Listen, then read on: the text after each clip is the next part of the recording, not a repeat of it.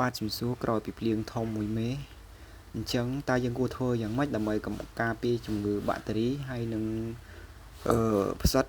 ហើយជាពិសេសនោះគឺការស្វិតក្តឹបអញ្ចឹងសូមណែនាំតាមជំងឺមួយយ៉ាងដែលមានឈ្មោះថាProchlora ដែលមានឯកទេសខាងការពារជំងឺបាក់តេរីជំងឺផ្សិតហើយនឹងការពារការស្វិតក្តឹបហើយស្វ័យនេះក្រោយធ្លាក់ភ្លៀងហ្នឹងសង្កេតឃើញថាបើយើងអត់បាញ់តាមជំងឺទេវាអាចនឹងខូចក្តឹបហើយស្វាយចន្ទីនេះស្ថិតនៅក្នុង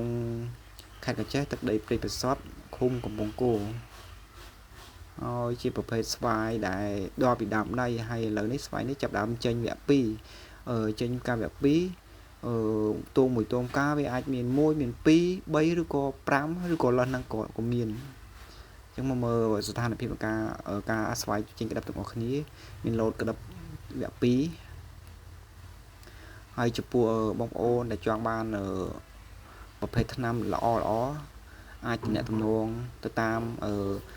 រយៈ page Facebook ឬក៏ channel YouTube អរគុណច្រើនជំរាបលា